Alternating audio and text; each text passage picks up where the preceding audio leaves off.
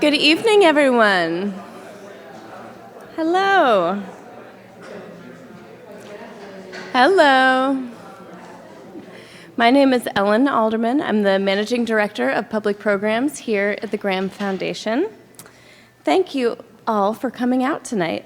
We are so happy to have you with us and to welcome Filipe Magalhães of Fala Atelier to Chicago, preceding Fala's inclusion in the Chicago Architecture Biennial this fall.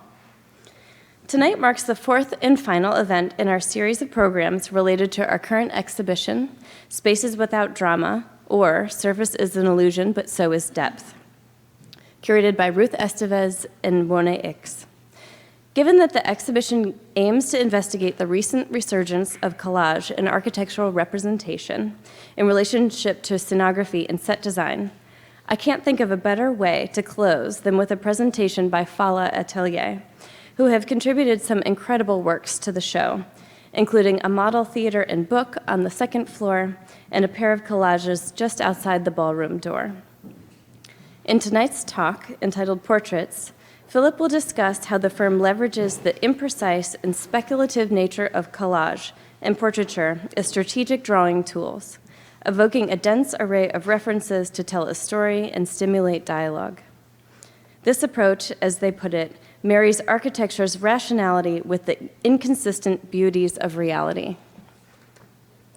Following tonight's talk, I hope you'll join us to continue this dialogue over a glass of wine in the library. The galleries and bookshop will be open late, so I urge you to go spend some time with Fala's work and browse the selection of books and journals that we've brought in to accompany the exhibition. Fala Atelier is an architecture firm founded in 2013 by Filipe Magalhães, Ana Luisa Soares, and Ahmed Belkhodja. The group describes themselves as a naïve architecture practice based in Porto, Portugal.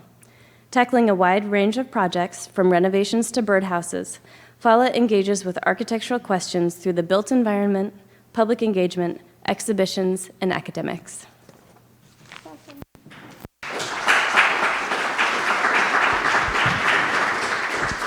Cool. Thank you for the introduction, and thank you for the invitation for the exhibition and to be here today. It's always nice to see our work side by side with some of our heroes, and as a very, very young office, I mean, most of the offices involved in the exhibition are young offices, I would say, but I think by far we are the youngest, so it's very, very nice to see our work next to them. And it's unavoidable to talk about Rossi.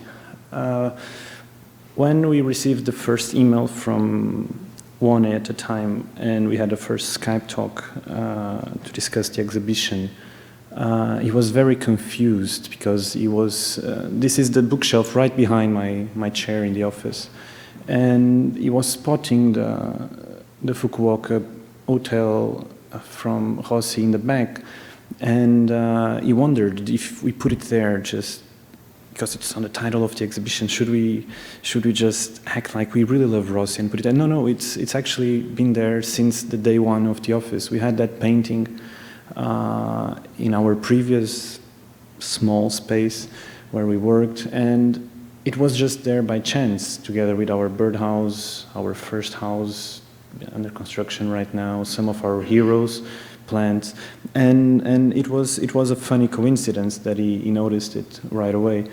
And I always like to start with this image because it's not a planned image. It's just a cell phone photo from what is right behind my desk. But I like even more to show this one. This is what I see from my desk. So this is my laptop here. And this is our studio. It's 25 square meters. I apologize. I use the metric system. I don't really understand your system. It's small. There's a big table. 8 people work around that table. As you can see, it's quite chaotic. There's cables everywhere, coffee cups. Everyone has their own space, but at the same time, everyone is sharing everything. Every talk, every discussion. When we have client meetings, it's a chaos because we need to put half of the team on that side to go for a coffee, and me and Anna have the meeting. You know, it's really, really insane. But it's home. It's where we really feel comfortable at. When we started, we were free. Now we are 11, 8 in Porto and 3 in Lisbon. And the office is slowly expanding. And in September, we're going to change to a new place because, unfortunately, it's not possible to keep working here. But it's still leaving very, very good memories. But talking about our practice is a little bit talking about a ghost town.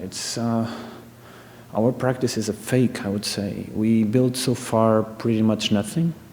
We have been wandering around for 3-4 years. We are holding a lecture in Chicago, and everything we did put together sums up to, I don't know, 400 square meters? Nothing.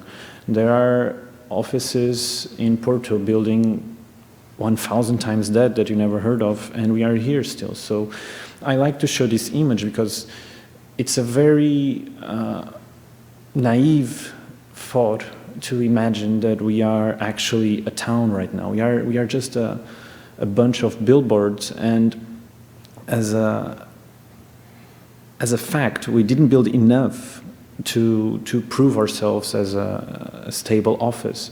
But because we don't have that pressure, we are young. We don't really feel the weight on our shoulders. We are free to define the billboard we want to be. We can define our own agenda. We can change tomorrow and go in a radically different direction. That it's only our problem. No one would care. Our contracts, our clients, they come to us because we are cheap, not because we are famous or because they want to file a project. We are young offices, cheap projects.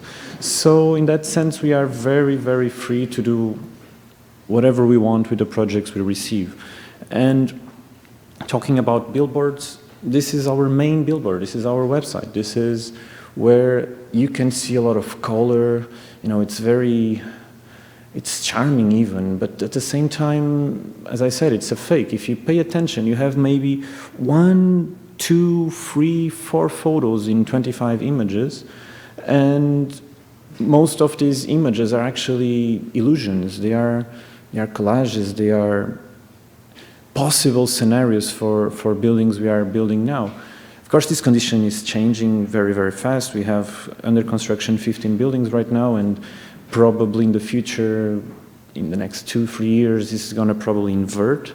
But it's very funny for us to see that at some point in our careers, this point, with 4 apartments, we managed to be talking at the Graham Foundation in Chicago. I mean, it's impressive. It was not expected. It was never part of a plan. And today, I'm going to talk about portraits. Portraits is a fancy word we use in the office to describe our collages. But it's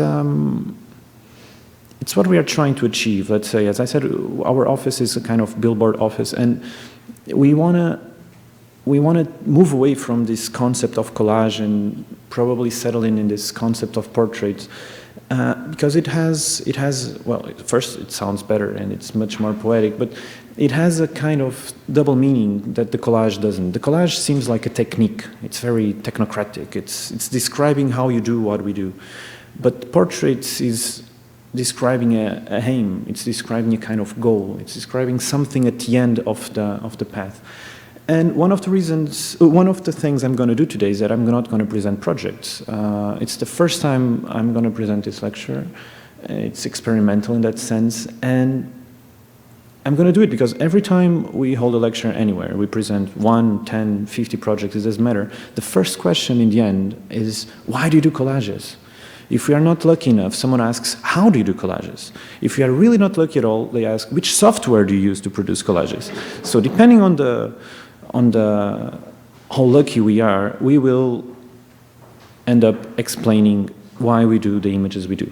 So considering the context of this exhibition and the context of this lecture, we felt that this was an opportunity for us to do a kind of checkpoint and even to discuss in the office, to put into paper, or in this case into a PDF, this kind of theory, this kind of rhetoric, this kind of experimental research we have been conducting in the last 4 years, and try to verbalize it in such a way that someone that never met us before, people that never worked with us, could actually understand what we do. And these collages, they started because we had no agenda, as I said. We never planned our office. Me and Anna studied together in Porto, and we are partners in the office, but we are also partners in life. And we started doing a couple of extracurricular projects, a competition here, a small pavilion there. And at some point, we went both to Switzerland. We met Ahmed, who was also doing his own thing besides what he was doing in the office. Then we started collaborating, and one day we just felt like we have enough as a body of work to give ourselves a name. We have enough to create a website. We have enough to, if not a website, let's call it a portfolio that is digitally available. Let's just throw ourselves on the market and see what happens. And at this time, we were still working for someone else. We were still in Japan, because after academic experiences between Zurich, Lausanne, Porto, Gothenburg, Singapore, Tokyo, and professional experiences with architects as Harry Guger, Toyo Ito, Sejima, Tsukamoto from Bauhaus. I mean, we were gathering a lot of ambition from the places where we had been. And, you know, when you work, this is a photo from Sana's office, when you work 20 hours a day, 7 days a week, and you are always there, it really triggers something in you. You want to jump to the next level. You want to do something else. And funny enough, while I was working there, and Anna was working at Toyo Ito's, we decided to do our first competition as Fala. We decided to try to, you know, stop with the student competition kind of thing and with this ideas competitions that lead us nowhere, and to do something that if we would win, we would build something. We would build a public building. Of course, we didn't win. It was obvious it was not going to happen. But what was very, very compelling for us was to understand that we had no time. As I said, we were working 20 hours a day. It was impossible for us to have a proper meeting, because although we were living together, we had different schedules, so we didn't see each other for a few months almost. And everything we did was done almost on a conceptual level. So we were discussing a lot. We were talking on Skype. Like, I was working on this housing project in Paris for the office, and I was Skyping with Anna that was working on a Mexican museum, and we were discussing a library in Portugal. Like, this was our conditions. So there was a lot of this. There was a lot of text, a lot of narration, a lot of description. So our architecture started a lot from that, since we had no time to actually sketch. And in Porto, it's a sketching school. We sketch a lot, and if there's a problem, we keep drawing and drawing and drawing until the solution comes out. And we are not big fans of that. So we started talking and talking and talking. And our goal was to achieve the chair, but the maximum we got was to the image of a chair. And since we had very little time, one night in like 45 minutes, 1 hour, I produced these two images, and I sent them to Anna to kind of summarize everything we had been discussing for a couple of weeks. And I sent them to Anna, and Anna made minimal corrections, and that was it. The first two collages we ever did were done at 7, 8 a.m., I don't know, after a 20-hour shift at Sana in 1 hour. And we did these images not to do the final presentation images of a project. We did them because we wanted to communicate with each other. That was the main goal. But since we had no time, we just produced a couple of plans and we submitted this. And the results were fantastic. The critics were, I mean, as you can imagine, Portugal is not the most experimental context. But in 1 hour, we were able to produce two images that could say much more than if we had spent a couple of weeks working on them, rendering, testing lights, filters, lens flares, whatever. So we felt like we found something. We didn't do it because someone else was doing it. I mean, we have our own influences, of course, and we know what was happening around us, but we did it because of our lack of resources. And these images were very, very simple. They were just a couple of textures and a few crops from paintings. And that was it. So a few years later, when we got this call from Joseph Grima asking us to exhibit these 2 images in the first edition of the Chicago Biennial, we were amazed how, the billboard, the I am a monument kind of thing happened, that such images that were not planned as such ended up as a kind of art piece in a biennial. It was fantastic for us to see it. And we were living in Tenakagin at the time, in this one actually, and when you live in just 6 square meters, it kind of changes your perception of everything, your perception of scale, your perception of domestic space.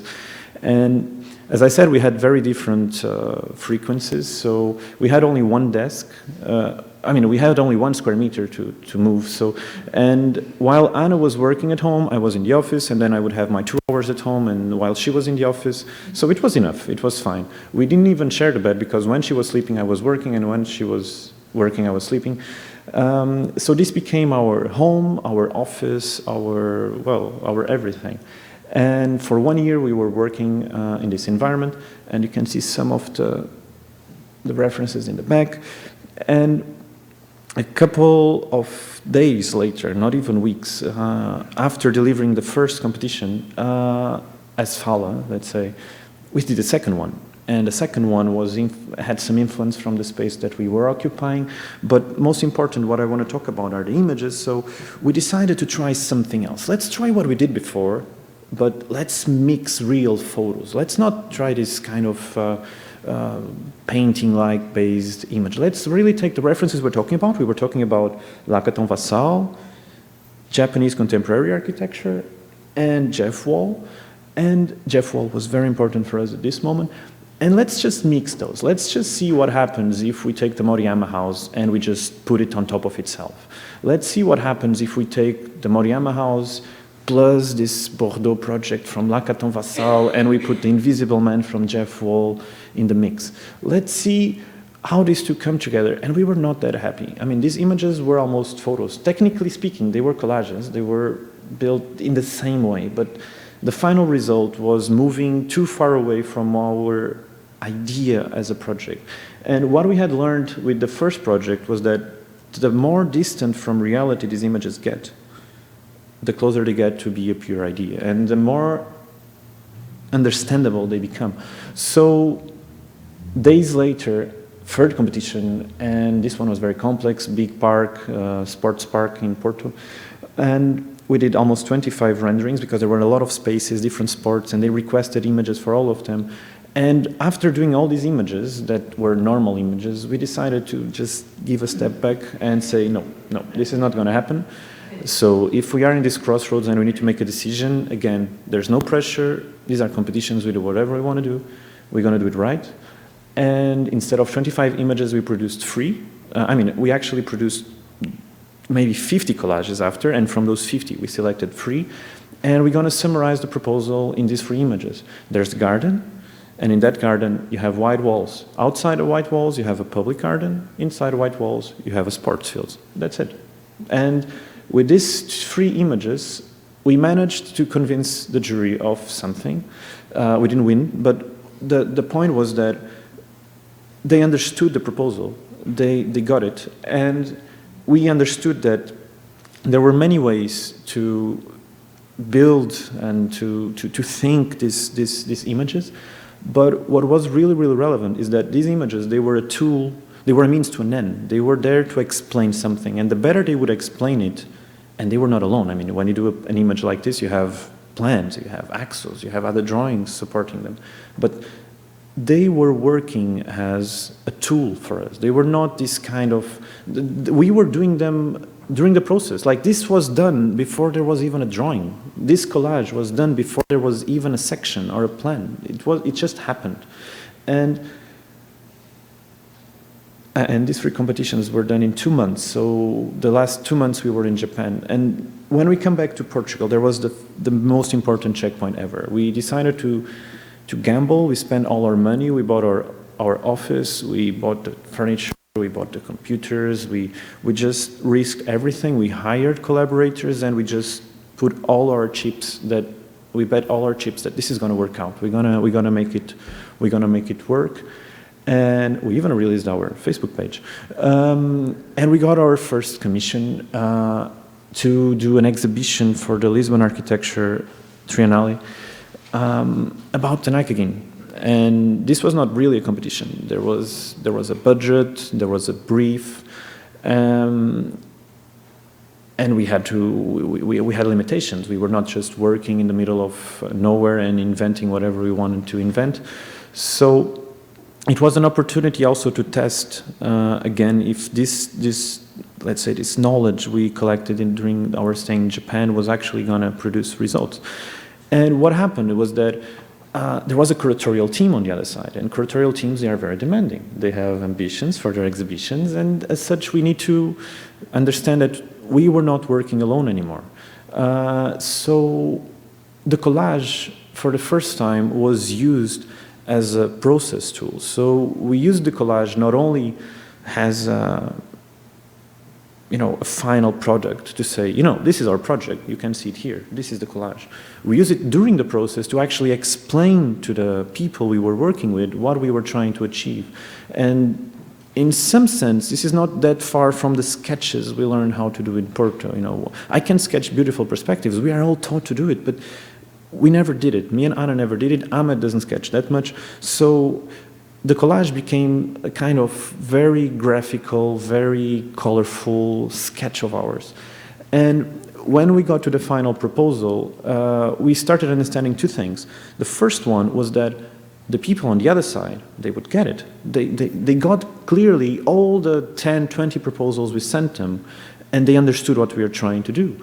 And if these images took us 1 hour to do, why should I spend 12 instead of 1? I mean, they get it. And the second thing we understood was that there was such a kind of close relation between what we imagined and what the collage was trying to say and what we actually did. And how conceptually they were so close, how the architecture and the proposals we were doing were somehow becoming the collages were trying to help the architecture, but the architecture was helping the collage, and at some point you don't know, it's like the chicken and the egg, which one came first? And the technique had an influence on the architecture itself at some point, we think, because this building was there was a layering of elements on top of it, so we added the structure, and on the structure we added the contents, and you all probably know Photoshop. It's almost like you turn on and off the layers and the thing just makes the image complete or not. And in a series of projects that follow, this idea of layering and overlaying of elements became more or less clear, and we kept doing competitions. And several of the topics we like so much to address, the generic room, the grid, the repetition, the square, became more or less compatible with such a strategy. And in these proposals, it was becoming really unclear for us what was happening. Were we doing the collages before of the project before of the collages? Was the goal to achieve a plan that could produce a collage, or to achieve a collage that will help us to define the plan? It was really becoming a kind of gray zone. And when we decided to do this, that was the last competition before everything changed, we had a very big plot. The plot was pretty much the size of the proposal, and this was an elementary school. And we produced a collage project. The project is divided in two structures. There's a wood structure that could be completely independent, that contains all the classrooms, circulation, reception, etc. And there's a brick structure that defines the perimeter. And the perimeter grabs the wood structure and grabs the playground. From the outside, you have just this presence. So you have this wall that somehow defines a territory that grabs the program of the school. And on the inside, you would have the public side of the wood structure and the classrooms. And because rhetoric sometimes is connected to didactics, we expose the wood structure as much as possible so that you could really feel that this structure holds the wood structure, the wood side, the wood part, and the brick holds itself. And even the forms of the elements we were asked to add, like there was a pond and a sandbox and a basketball field and whatever, even those had shapes that felt like they were collaged. So at this moment, we felt the danger that this kind of informal research we were following could become a trap for our own architecture. We were extremely convinced with the proposal, but at the same time, the way how we were getting to the proposal was scaring us a bit. And something happened that changed everything. We had our first client. And clients, you know, if someone comes to you and tells you, I'm going to give you 100,000 euros or dollars, it doesn't matter, to do something for me, trust me, they care. They care how you spend their money. And they are not educated as architects most of the times. They don't really understand anything I'm saying right now. They don't really, and they really care. They don't care. They have the money, and most of them, as in this case, have commercial purposes behind the projects they are doing. So we were forced to confront our own research that at the time had already, like, we were working together for almost 2 years. And, you know, this unstoppable force, there is a client that wants to do money with his own project. And this was the, let's call it the turning point. Because the project was very simple. We are talking about a small apartment, 60 square meters in Lisbon. The apartment was completely wrecked. We had to completely refurbish it. And we had to choose how to communicate with the client. And it was a turning point because we could have decided, okay, this was fun so far, but now let's try to get, you know, mainstream. But what we did is that we didn't care. We just kept going. And as I said, there was never an agenda. It was never planned. And since there was no pressure, we felt if this doesn't work out, who cares? Let's just try to see what happens. And it was a success. The client understood it. On that side of the table, there was someone who had no idea of who we were, what we cared about, but she understood. She understood exactly what we were trying to achieve. And what we understood also is that this was a very fast project, 3 months, many things decided on site.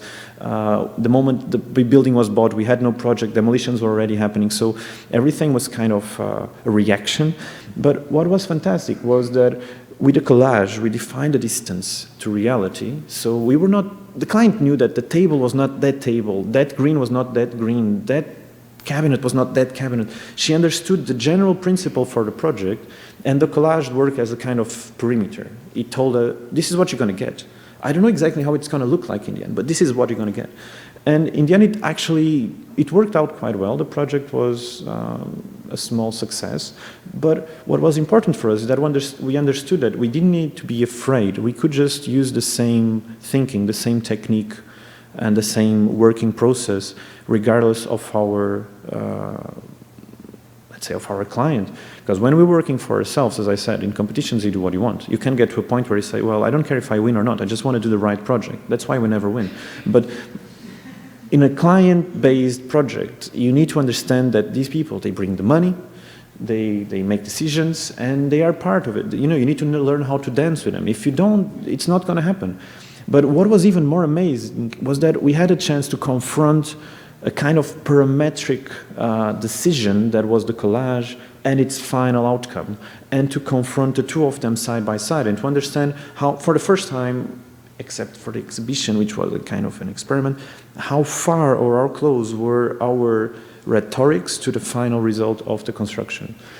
And we got obsessed with Hockney. At this time, during this process, we bought, I don't know, 3 or 4 different biographies from him, and we started getting obsessed with the way how his images were so powerful. They were not really about space. You see, especially this image doesn't show us a lot. There's a window. You know that there's probably a garden outside. There's another building on the other side of the park. There are a couple of objects that hint intimacy, that hint, you know, a lifestyle even. I mean, who puts the telephone on the floor? And there's, more important than that, there's a tension. Hockney's paintings are so tense. They almost make you feel something. And at the moment where we were moving slowly from these public competitions to a domestic scale, we were moving from 5,000 square meters projects to 60 square meters projects. Hockney became more and more an obsession of ours. And the projects kept coming. I mean, these were apartments that had several interventions during the years. This is almost a 150 years old structure. And the more we got into the projects, the more we got into the images, because at some point, as I said, at Egg and Chicken, we could not really distinguish one from the other. And we started producing images in duets. And duets allowed us to, get, they were fakes, because you see, like, the dimension of this room is not the same dimension of this bedroom, but it didn't really matter. For us, what was important is that these duets, they were allowing us some sort of consistency. They were allowing us to explain the idea at a higher level. And if in the end the result was going to be what we expected, great. If not, well, let's see. And we started building the images in pairs. And sometimes not only in pairs, in triplets. And I don't know what to say with 4 or with 5. I mean, we just started producing images in series and series and series. And the image that we used for communication, that is this one, was actually built on the first day of the project, because we just built a space as a collage, and then it kept evolving and evolving and evolving, and we saved hundreds and hundreds and hundreds of versions of all the steps. And on the first day, the first version of this collage had just the white space and the furniture, before even it had doors and windows and shutters and so on. And again, it was interesting for us to see in the final outcome how close the two of them are, and how somehow the collage is not really perfect. The perspective is not exactly that perspective. There's no cat in the apartment. There's, but it is what we got. And the client understood, and that was the main conclusion we needed to reach, that we could communicate with normal, non-architect clients without needing to go commercial. And these are commercial projects, so they are supposed to be sold. We don't know who's going to occupy them, who's going to use them. So we had to expose ourselves a little bit and to do what Hockney does in his paintings, to expose and to propose almost a lifestyle. The way how he composes his paintings has a lot to do with a kind of his own perspective of the world and his LA period.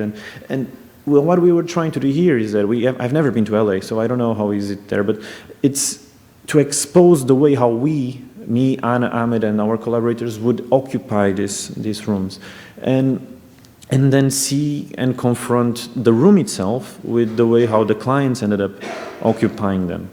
And it's a lot about bringing small elements that we were the ones bringing. Like in this photo shoot, we were the ones bringing this is all ours. We brought books, we brought vases. The vases from our office went there because we wanted the photo to be as close as possible to the collage and vice versa. And as the project kept happening, this technique of doubles and duets, became more and more present. And as you can see, the base textures, they never changed. So these images were built, and on the wall we would have 10 of them, and we were making all the tests. And on those versions, sometimes the space was always the same, but just the occupation was changing because, as I said, we had no idea of who was going to inhabit these spaces. So we had to somehow do a project inside the project that was, how is this space going to be inhabited? And again, the projects were happening and they were being built, so we could confront that. You see, it's not exactly the same thing. The perspective is not completely accurate, but the way how we fought the space is the same, and that was what mattered the most for us. And the clients kept changing and changing, and all of them were understanding it. So answering one of the most typical questions we got after the lectures, do clients understand the collages? Yes, they do. They actually understand them better, because when they see this, they are not discussing the finishes. They understand, okay, there's going to be stone on the floor, the doors are going to have different tones of blue, and there's a white curtain on the window in the back. That's it. If I give them a rendering, they're going to be talking about the handle. I don't want to talk about the handle. I want to talk about architecture. I'm not an interior decorator. So I want to talk about the aspects that matter. For me, it's very important that the side of this panel has the wood exposed, and that the front, just the 2D surface, has this blue tone. And the client understood that. So when I told him he was going to pay X amount more to keep this detail, he understood it. But it was part of a process, and that was relevant. And when we went on the other side, same thing. So it was fantastic for us to see that you could use these tools to express more than just, this is your room. There was an idea behind the space. There was, in this case, this curved wall was very important because of the programs behind the wall needing a certain amount of space. So we had to curve it just slightly to fit them, but it became the key attribute of this space. So these doors were designed as a kind of, we didn't have facades to design. This is an apartment. On the outside, the building is exactly the same. So this was our elevation. And you see, even in the patio, it was not exactly as planned, but the main idea behind it remained, and the client understood it, and that was the most important for us at this time. We started receiving a few commercial projects, retail projects, I mean, and in retail projects, the occupation of the images was different because you don't really gonna put, domestic scale objects on them, so they became drier, they became more almost sad. But the projects themselves still had this relation between the 2D appearance of the collage and the physical consummation of that space. And even some of the project choices, like this is a real estate shop, when you enter the shop you have these monolithical pieces of stone, and as you move in the space there is this kind of flamboyant scenario. You understand that these sheets, they are actually 2 centimeters. They are so thin, they are so fragile. So it's the projects had this influence from the images that were building them. We didn't stop doing competitions, of course, and when the Chicago Biennial released this open call for kiosks, probably the less relevant program worldwide, we felt so amazed with the idea of producing a masterpiece out of a kiosk. And what they asked us was that it was mandatory on the presentation to use photos of models. So we would have to build models, we would have to go physical. And we took it as an opportunity to actually try, what if we build collages physically? That's how it started. Richard Hamilton was not using Photoshop, he was actually cropping stuff. So what if we actually tried? And for 1 month we had 4 adults in a room cutting color paper and just building collages. We did like 8 of them, and from those 8, 3 went all the way until the end, and 2 of them are actually outside. And it was such a relief to end them and to finish them and just to say, okay, it's done. But we learned so much from it. The way how we build these collages and the way how you have to work the materials taught us something about depth, a keyword, and about distortion, because we were thinking about doing this real scale, but there was so much distortion. I mean, you can imagine, you had to cut the people in one size here and in a completely different size there. And when you do it on Photoshop, you just do Command T and you scale it and it's done. But when you build it physically and you crop 50 people and you understand, oh, we need to crop 25 more because the ones in the back, they don't match. So we have to, and it was a fantastic month. We had a lot of fun, and we got an honorable mention. So it was worth it. And the competitions that followed led us in a different direction. Like this collage is also outside, but you will see it's not exactly this collage because we started building them physically and then editing them digitally. So there was a kind of hybrid mixture between techniques. And as you can see, this is only one, but then with Photoshop you can make it night, day, etc.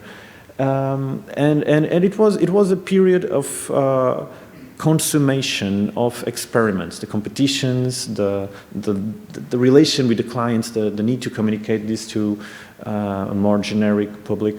And then there was another change, I call it hybrids. We got commissions to build buildings or to renovate buildings that were in an urban context. So we were not working inside 4 walls anymore. There was a place, there was a site, there were neighbors, and this created a dilemma for us, because when we were doing a competition, we were building something from scratch. So we would build the image from zero.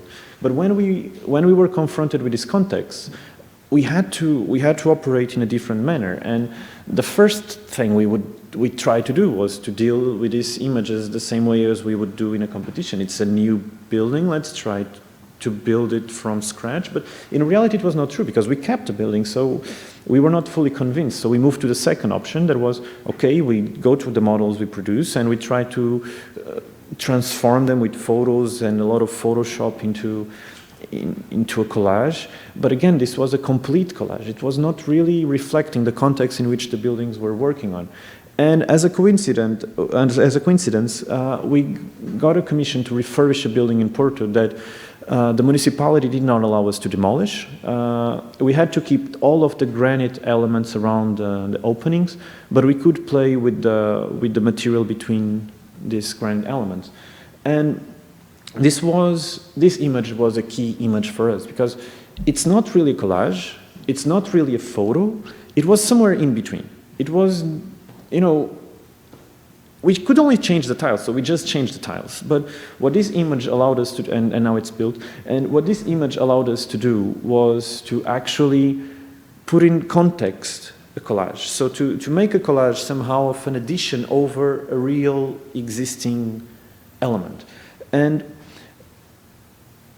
since then we got a few more, and the front facades are always protected. And as you can see in Porto, it's not the same building all the time, but it could be. If we decide to use the same tiles everywhere, we produce the same project over and over. But on the back facade, the municipality is very open-minded. Do whatever you want. You can demolish because the tourists don't see it, so you can just do whatever you want. That's how you define heritage in Porto. Keep the facades. And we had much more fun there. So in the back facades, the first project, we were still kind of afraid of changing anything, but on the second one, we went ballistic, and on the third one, and the fourth one, and so on. And as the projects kept growing in scale, this is a very funny one. This guy buys a plot in the 80s, builds a clothing factory, but makes it look like a house, according to his words, because he wanted to integrate the building in the landscape. And this was the result. 30 years later, we are commissioned to transform this clothing factory into a housing unit with 6 apartments, so we decided to make it look like a factory. And what happened here is that as a start, this is a photo that is already 30% collage, that at some point moves to a 50-50 photo and collage, and that at some point moves to a 100% collage. You know, these hybrids became more and more relevant for us. So we understood that there was a tool we were not using properly, photographs. We could bring photographs to this mix, and we could, as you can imagine, these are the final versions of it, and this image had, again, a lot of versions, variations, and so on. But this mixture between what we could photograph on site and what we could do digitally, that somehow we learned from the scans we did for the Chicago kiosk and so on, became more and more appealing for us. And now, for example, this is a distorted perspective of one of the buildings we are building right now. Even during construction, we keep going there, and we are doing collages of the process of deconstruction and construction, always trying to fit the same perspective so that we can create a consistent narrative. So between what was there as a start, what was there a couple of months ago, and where we expect to be in a couple of months more, the perspective is always the same. And the fact that we can manipulate these images as much as we want, and that software is allowing us to do more and more with them, is becoming a theme in the office. Like, we want to find out more about what we can or cannot do. We want to expand the possibilities of our own work. And even the architecture itself, as I said, in the beginning it was very rhetorical and didactical. Like, we were really collaging elements on top of elements. But even today, when we decided to get rid of this facade and build something new, the constructive detail and even the choice of materials, it could have used concrete. It would have made more sense. But even the choice of materials reflects a kind of layering. And the detail we're going to have on this window is that we're going to have the glass, then the metal structure, and then the old building. And even the old building is going to be treated as this kind of collage of elements. We're going to expose the wood structure that we can preserve. We're going to add new metal beams, everything that is structural is painted in white. And then, so this is the opposite perspective. Again, a duet. You can see all the elements remain in the same place. And then the next floor. And we are doing this kind of Gordon Matta Clark moment where everything is somehow being, you know, we are turning off a lot of layers on Photoshop, and we are selecting the ones we want to keep, and we are adding a few new ones. So when we go now on site, you see that there are some elements that remain, some that are added, some of these walls are going to be plastered, others are going to be just painted. And, you know, this is how I don't have it here, but we are taking this from this perspective. We are doing collages on top of collages, and you can already see from this perspective when this is finished.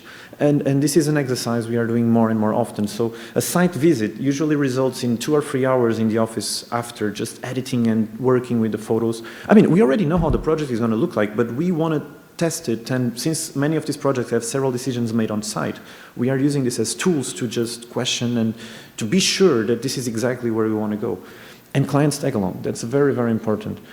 So, as I said, the collage is a tool, but it's not the only tool we use. We always start with plans. We always start with plans. If the plan is not there, there's no second step. So we draw a lot of plans. We need to find a reason behind the plan before we move to the collages, because a plan is a group of facts. I can measure a plan. I can understand the size of an element on a plan. I can read it. I can describe a plan by words. If I write a text, if I give you a page of text, you can draw exactly the same plan as I have there. So a plan is a logical element. It's completely mathematical. A collage is the absolute opposite. A collage is just feelings. It's like a punch. You know, like if you put the two of them side by side, you define the project. If you have a possibility to explain your project to your client, I mean, these are several stages of one project, but if you can show the plan and next to it put a collage, you can simultaneously show the rhetoric behind it, you can explain it, you can narrate it, and you can punch the client with this feeling of what he's going to get. Because the plan is not showing that. The plan is not telling me that there's color, that there's a soul. The plan is only giving me a skeleton of theory. But then the collage gives you the perfect complement to this. And just to demystify it, of course we work with 3D, of course we also render, of course we do those things, it's necessary. And you can see that sometimes the perspectives are almost the same, and the rendering has the advantage of being with the right size, and all the elements have the right proportions, and it's also a very operative tool. But I cannot explain the soul of a project with an image like this, and I'm not going to pay 1,200 euros to someone else to build an image for me to do it. I'm going to spend 10 minutes on Photoshop and I'm going to do it myself. And these images, they have an appeal that, many times they are simplistic. They are very almost pornographic. They just say, this is the idea, this is a one-liner. And that's important because they are there to do that. They are not stating facts. They are not stating more than what they show. The plan is doing the rest. We are doing the rest. The image just says to the client, yes or no. The client can just look at an image and say, no way, I don't want that. But if he looks at the plan, he will think about it, he will go home, he will write us an email to us saying, yeah, I don't know, let's see, let's think about it. When he sees the image, if he likes it, he likes it. If he doesn't like it, there's no way we're going to be able to convince him. And as this happens, we are very much obsessed with colors, materials, textures. If we decide we're going to use curtains on a space, we need to understand how is the texture of the fabric so that we can scan it and put it on the image. If we're going to use a certain kind of color, and we are obsessed with this palette of colors, and certain tiles, we are going to try to find the right tone so that the image is as close to reality in that sense. Maybe the perspective is completely fucked up. The colors and the textures, it's exactly what you're going to get. And when we produce the collages, we also need to occupy the space. And you will see that in most of our projects, the way how we occupy them, we have the generic room, and in that room we place the furniture and the elements almost as if they are art pieces in a museum. They are detached from the background. There's the white canvas and there's the painting on top of it. And we end up talking with our clients that they need to furnish the space in the same way. They need to be able to understand that the space has an idea behind it. The project is not just some sort of desire of ours to do it like that. No, there's an idea, there's a rhetoric that starts with a plan, and that rhetoric only makes sense if all the objects that are occupying the space after are treated in the same way as the image was treated. So in this case, all the elements, including the kitchen and the hood, were designed as if they could, I could take it away from here and put it there. It's a complete lie. I can't. It's completely grounded there. But visually speaking, it feels like that. All the pieces of furniture have strong colors. Like, I would never, at least for my house, buy red furniture. But it makes sense there. So it's not really about what I like or what I don't like. It's about what rhetorically makes sense in such a project. I mean, it's a garage house. It makes sense that you can bring a car in. And then the images, that I like the most are, for example, this one. This shows nothing. You see a wall and a column and a beam, that's it. But space-wise. But when you start seeing the tension of the elements, you can hint there's a sofa, and so that says social. There's a reflection of a bed, so that says private. At the same time, there's a car, which is kind of weird. And then there's a curtain that it's separating two spaces. There's this plant. I mean, this tension reminds me a lot of that image from Hockney again, that this was a self-photo. You know, like you just got there, and this photo says more to us than this. You know, like everything we were trying to achieve with the project is summarized in this very, very strange photo. And the tension of these elements, the tension of the car and the bed compared to a sofa that, you know, if you don't know the project and if you just show this to someone, he will not understand it completely. He will guess there's something strange about the space, but he will not understand it completely. And this is probably my favorite photo of this project. And sometimes, as I said, we have to invent. We were doing all of these competitions where we were inventing something from scratch. We were just creating out of nothing. And as you saw in most of the projects I showed so far, we are now correcting something. We are, you know, these are buildings like, this is the one I'm going to talk about. This is a 120 years old building that has been abandoned for almost 3 decades. It's completely rotten on the inside, completely destroyed when we got there. And there's not a lot to do here, you know, like sometimes when you have a building like this, you should be careful about what you propose. But when you find this, I mean, this was a single family house, the client wanted to transform it into 4 small apartments, there's not a lot you can keep. So the question is, if you have nothing to ground you, how can you produce a project in such a context? Because again, the facade is going to remain, the municipality wants it very much, but on the inside, we had to create our own universe. So references are very important, and the same way as David Hockney, Edward Hopper, Rousseau were very important on a graphical level because of the tension of their images. We have several other references, and at this time, for example, we were looking very deeply into the early years from Toyo Ito and these morphemes. And when we have nothing to work with, we have to invent and to create and to bring these elements at our own desire. And Lara, one of our collaborators, says that we are shameless formalists, and yeah, I'm fine with that. I don't have a problem with that. Form is usually connected to a very negative image, like you say, form, and people in the room start, you know, getting whoa. No, it's perfectly fine if it's controlled. It's a tool, and this is here to show that the way how we build collages at some point even goes on top of how we render. We render these tests in 5 minutes, and then we just start sketching on top of them, and then we go on Photoshop and we put those layers from this file on top of that image, and the collage becomes a kind of ultimate expression of how we see the space. And again, this is a space that we don't know who's going to live there, so we have to occupy it ourselves as if we would be there. So we expose our own ambition, let's say, our own existence over the images we produce, because we could just do this, and it's the same space. But honestly, I prefer this one. But if I show this to the client still gets it, but he will not get it completely. When I show him this, he's convinced because he says, yes, the space is inhabited, and that's the final goal.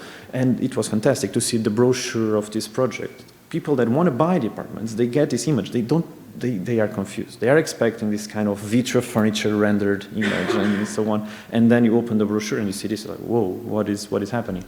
But what is important is that they understand it. Fantastic. And now this is almost built. It should be finished in a couple of months. But as I said in the back, sometimes we don't really have an alternative other than erasing completely what is there, and instead of building this, trying to find something else. And as I said, we are shameless formalists, so we don't mind sometimes going a few steps further and really trying to make the back facade the main facade, because in this case, that's how we see it. It's since legally speaking, we cannot intervene in the street side. We hierarchically look at this building as the street side is the back facade, the front facade is actually the one facing the garden, and it belongs only to 4 people because this is a private courtyard. So only the people that live here will see this facade and the guys living there. They don't deserve it, but they will still see it. And it's almost finished now. This is a photo from yesterday morning. And we love that there are some materials that collaborate with us. We love marble. Marble in Portugal is like the same thing as plywood in the US. I don't know. It's cheap, it's accessible. I'm serious. Like the plywood panels with unrolled pine wood you have here in the US, we don't have that. I pay a fortune to bring them from Belgium to Portugal because we don't have that. Instead, we have this. So we have fun with this instead. So it's a material that is very affordable. I mean, it's not the cheapest, but it's still very affordable. And you can produce very funny compositions. Like this is a 2D surface. It's completely flat, but you can create a sense of depth that is even more emphasized by the reflection, because when you are there, if I'm in front of the facade, I see my reflection in 3 different colors. And it's very interesting to work with. And sometimes, as I said, we started using photos as a kind of mechanism to achieve. So we started doing collages and then photographing the spaces that we did the collages so that we could compare the two. Now we take the photo before, during, and during the construction, and we do the collages and we overlay them. So the egg and chicken question becomes again very relevant. What came first? The first photo of the site as it was, the collage, then what is the order? It's not just an egg and a chicken. There are like 6 stages. What happens before and after? And images produced in duets allow us to be playful sometimes and to explain, for example, in this case, to the client that the apartments are very small. This is a 3,000 square meters building with 30 apartments, and they are not that big, but since they are all the same, we were trying to explain that although you have 2 sides, one has the kitchen and the other one has the window, you could just close the 2 curtains and keep the 2 exposed beams with these curtains and create a kind of temple in the middle. And this image allowed us to explain it, and then we built this small model just of the temple side, and they got it. And again, this is a house that is under construction, and we keep going back and forth with this is the exact same perspective, how the space looks like now versus how it's going to look like in the future. And sometimes we go there and we take the photo, and we take that photo into a collage, and then we start changing the frames and the colors, and it's being decided now because we already have the quote, we know the money we have for the project, but changing this between 6 panels or 4 panels, it's the same. So the collage is helpful in that sense. And what I was afraid that would happen in the beginning ended up happening in reality. That is, the way how we think the projects today is somehow related to the way how we think the collages. It became unavoidable. And this is again a building, this is already a proposal, old building, Porto, same facade, etc. Several small rooms, we just clean it completely, and we define 4 apartments. We define a new staircase and the bathrooms, and there's a connection between the street side and the garden side. And there's a lot of colors. You see the front facade upside down, it's always the same, and then in the back facade we did something new. But what is important for us is that on these spaces, you have a big studio. This is almost 50 square meters with a bathroom, and there's a small kitchen counter. So you need to organize this space. And the client says, okay, just build gypsum walls everywhere and divide it. And no, because the main quality of such a space is that it's big. So you have the space. The biggest mistake you could do is just cut the space in 2, because 25 plus 25 is less than 50. In architecture. So if you can find a technique, if you can find a way that you can divide the space, that you can create, the social hierarchy, because people are afraid of having a bedroom and a living room as one space, you could achieve that. So this is just a study on colors. So with this element, this is a concrete column that the 4 apartments have. It's exactly in the center. And with the directions of the pavement, we could divide it in areas. So you could have the dining, cooking, living, sleeping, or depending on how you move the furniture around, you could do whatever. And as you see, the kitchen can never move, but it's always designed in such a way like it feels like you could just take this and put it there, and it's still the same, which is not true, but it feels like that. And because this column is actually not structural, it's not holding anything, it's just holding the space as an architectural creation, it doesn't touch the ceiling, it stops 30 centimeters before. So, because he told us, what if we put a cabinet? No. What if we put a wall? No. I want to put the minimal element, and I put a concrete column. It's the minimal architectural element. But if the concrete column touches the ceiling, rationally speaking, everyone is going to read it as a structural element. If it doesn't, people will understand sooner or later that that column is there for another purpose. And the purpose here is to help organize the space. And when you move from one apartment to the other, you see the pavement remains, the column remains, the doors move because it's a mirrored apartment, but the function mirrors also. So in one case, we could have the bedroom in the back and the table in the front, or vice versa. And when you turn around again, you see the same thing. So this layering of functions, private, column, public, garden, you know, the way how we think the project becomes itself a succession of layers. And again, back facade fun. And some projects are getting really literal. Like this is a very old building in Porto with 8 apartments. I mean, it was one house, but it will be divided into 8 apartments. And the way how there's a stair in the middle, 4 levels, and then you always have one apartment in the front and one in the back. And the way how we read it was that, again, the client wants to divide the space, but we didn't really want to divide it. You see, it's very high, it's almost 4 meters in ceiling height.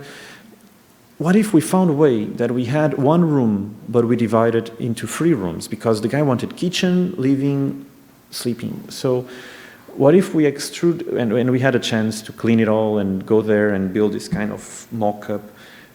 What if we just build these walls and, you know, depending on the perspective, you would be looking literally at walls, and if you would move a little bit, you would be looking, your bedroom and your living room are one. If you rotate 45 degrees, you are just in the living room.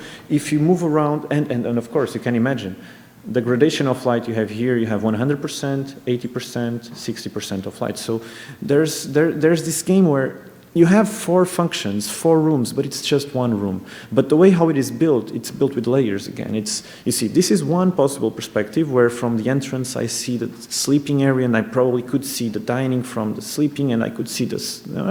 But sometimes I only guess those layers. And the way how the image is built again tries to reflect on that depending on where I am, I only see one function and half wall or vice versa, because these walls are very important in that space. Or the opposite, when we went so far that instead of proposing a building as a collage, we started reading the buildings we were going to refurbish as collages themselves already. So this is a 4,000 square meters building in Lisbon, and it's from the late 19th century, very high ceilings, beautiful plasterworks.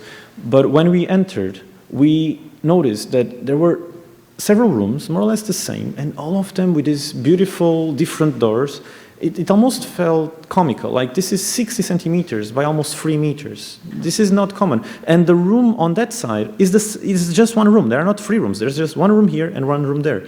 And we felt like this is so funny. It's almost like someone was trying to play a game that we could now continue. And this was the plan as we found it. And we decided to just remove a couple of these walls that made no sense and emphasize the grid. And you can see the new walls that were added, they interact. So they are not there, they are new, so they say they are new. But everything else is just a grid. And although the rooms are not exactly the same size, the way how we see them is that they are all the same. The fact that one is 4 and the other one is 4.5 and the other one is 3.8 meters, it doesn't really make a difference. For us, they are all exactly the same. And as you can see, the base of the collage is always the same, and the occupation changes. And for us, the collages go so far that theoretically speaking, these are the bedrooms, these are the living areas, and this is a kind of in-between condition. But if you put your bed here, your sofa there, and you want to have dinner in this one, it's up to you. The spaces are treated again, generic canvas, grid, square, blah, blah, blah. And the occupation is defined by the users. So in these collages, we are just randomly placing the furniture in such a way that could activate. I don't know which room this is. These are invented rooms, except for this one. This one we felt it was too funny not to use. These are invented rooms that we just speculate about. And this is actually a room in the middle of the space. Imagine your living room without a window. Why not? It's perfectly possible. And imagine that your bedroom is actually on the main facade facing the street. It could be so nice. And you see, we could show the same images without anything, and we did to explain it to the client. And the pink, why are there pink walls? All of them are blue. The pink walls are the ones we added, so that it's very clear that the geometry of the new walls and the new doors are new, and you can read them, and everything that was existing was existing. And the walls we closed, we just painted, so every time there was a door and we closed it, we just painted a blue square, so that it's clear that there was a door there at some point. It's not part of the space anymore, but you can visually see what was there the whole time. And as I said, it's very important for us that in this project, for example, we read the building as a collage, we worked it as a collage, and in the end, we proposed generic spaces that we ourselves are occupying as, you know, a collage again. And this is a building we are building now. It's a temporary museum for Serralves, and the perspective becomes a topic because we become more and more obsessed with, we became control freaks, and now even the way how we build the images is somehow super rigid. Like this is a square, it's a cube, so the images we produce to see both opposite facades are exactly the same, and control freaks. So lifestyle, we could try to, I'm going to pass through this part because I already talked about it. We could produce our images always without the furniture. But what happens is that the definition of this space happens almost at the end, when the project is almost finished. But the furniture is there since day one. Like, when we start defining the typology, which has nothing to do with form, it's already occupied. And as the time passes, we just work on this, but the occupation keeps moving and adapting according to the changes, but it's there since day one. Although this is actually what we are building, this is how we are always looking at it. And the same thing, and this is something that happens not only in collages. The way how we produce our plans is also that. We are so obsessed with if the space is actually going to work out, and how could, I mean, if you propose a living room like this, you need to make sure it actually works. So we are always working with this occupation, and these are examples of projects, of commercial projects, these are projects that are going to be sold, so we are going to be the ones bringing whatever we want to photograph there. And then they are sold, and we don't know how they are going to be occupied, and the same.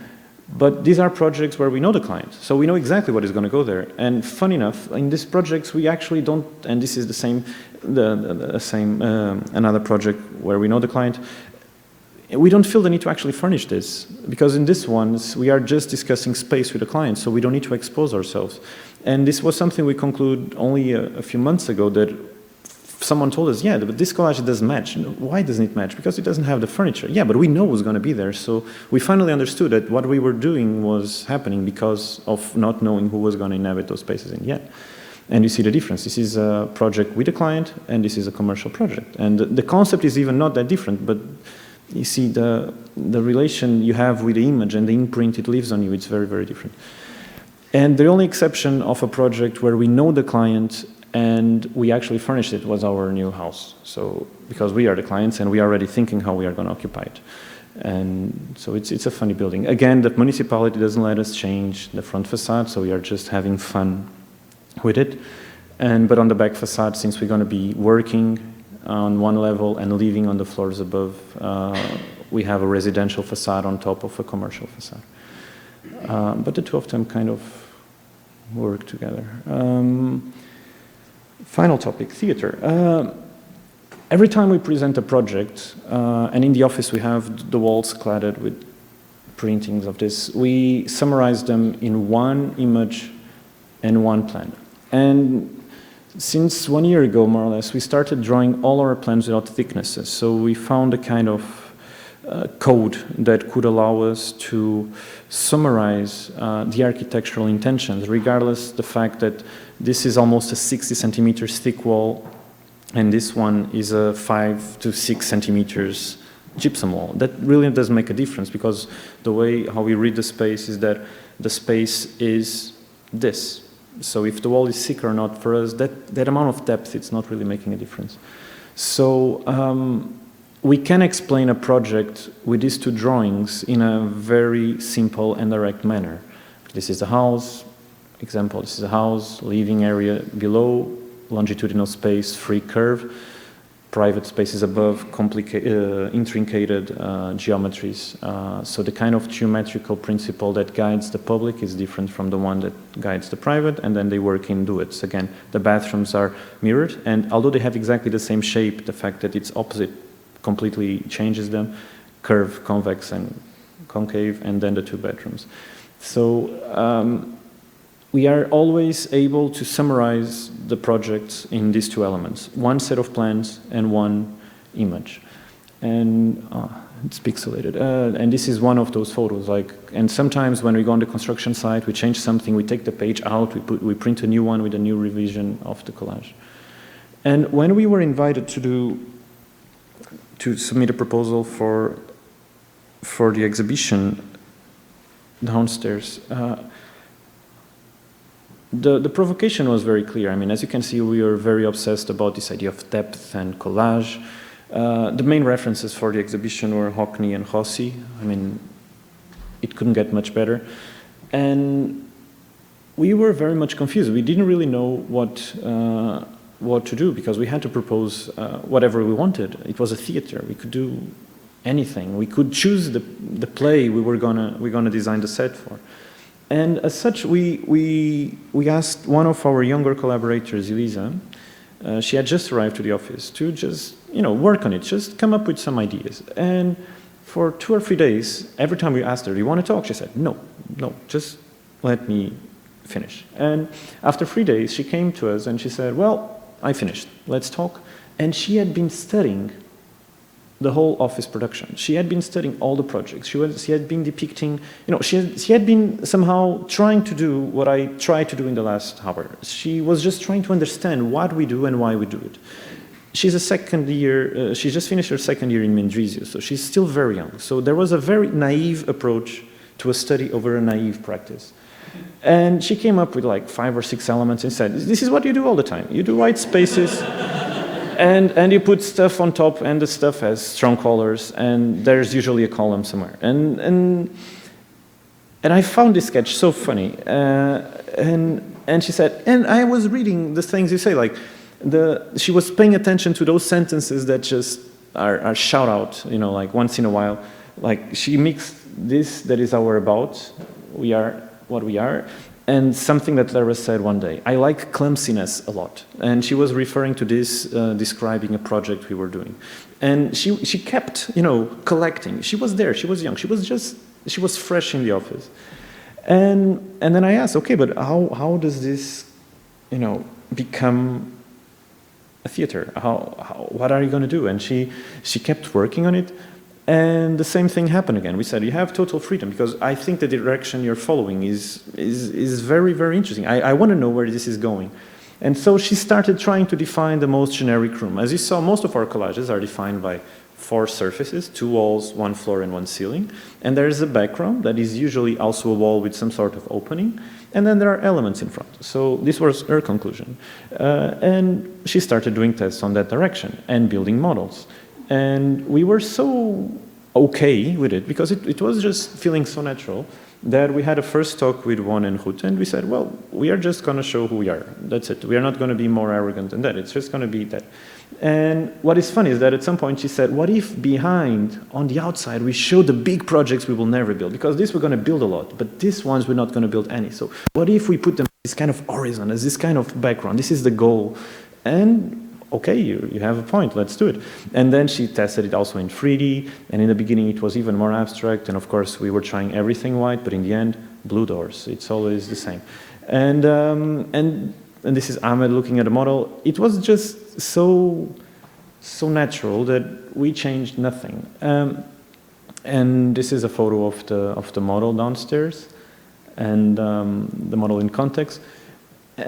But Elisa said at some point, "Yeah, but we need to do more. We need to do more, because we cannot just say who we are. This is an exhibition. There are all my teachers in Mendrisio are also there. So we need to do something more to prove a point." Okay. And she came, this was 100% on her. She came out with this idea that what if we do the opposite of what we always do? So what you do is that you create spaces and you try to prove that they work. What if we create a publication, a kind of small book, where we do the opposite. We go to spaces that are immortal, spaces that every architect would know, and we somehow add something that will subvert them. What if we, this is about, in the title of the exhibition, there's the expression that, I'm having a blank. The title of the exhibition is Spaces Without Trauma, Depth, Surface is an illusion. That's I autopilot. Surface is an illusion, and what we notice is that, well, actually what Elisa told us, that if you think about it, no one will visit Mario Botta's house.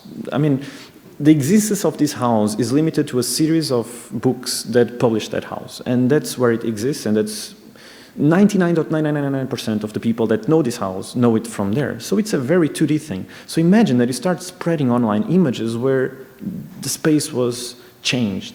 And imagine that you do that to Bauhaus, because you see, in Bauhaus' house, they already have a couple of elements, but they don't have the cat. And in this one, the shadow was very well done. And imagine that you add a dog, or imagine that Toyo Ito's White Hue was actually a roller blade, I don't know how to call it, space. Or imagine that Itsuko Asagawa's house was just for pigeons. Or that in Kubrick's scenario, someone was actually using the bathroom.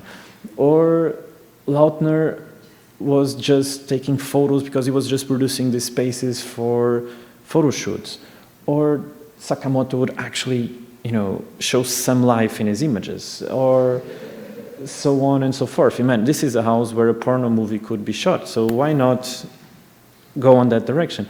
And she was having so much fun, and we felt compelled, and we then, of course, everyone collaborated. But it was very, very funny to see how an invitation for such with such a theme and with such references from Ocni Turhasi led us to produce the most generic fala living room, if we can call it like that, and to question Frank Lloyd Wright's living rooms.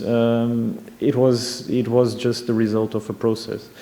And to finish, we see architecture and the way how we produce images and everything that is related to the discipline as a kind of an act of curation.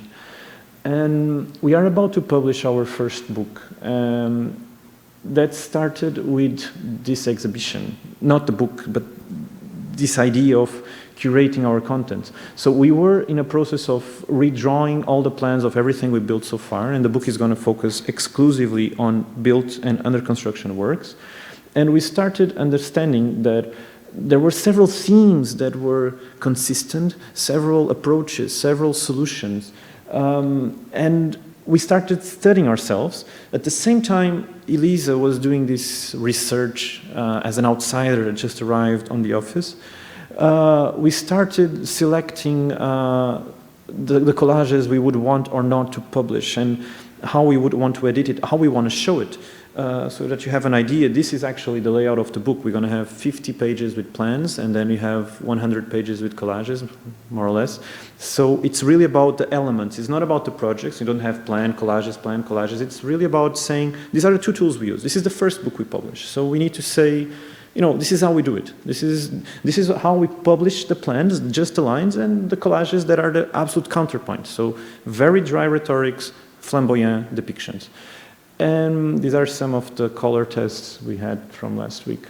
We wanted to have it ready to bring at least a copy today, but it was not possible. And this started as every project starts, as every human being starts, collecting. Since the day we are born until the day we die, we keep collecting, we keep adding and adding and adding. Movies, books, meals, talks, friends, enemies, buildings. Our brain keeps collecting without any reason and without any order. It just does it over and over and over. And at some point, every time we want to do a project, every time we want to narrate an idea, every time we want to do a collage, every time we want to do anything, what we do is that we select from everything we lived, we saw, we collected so far. What do we want to say at this moment? Where we want to stand? Where we want to... do you want to be a provocateur, or do you want to be respectful? Do you want to talk? Do you want to scream?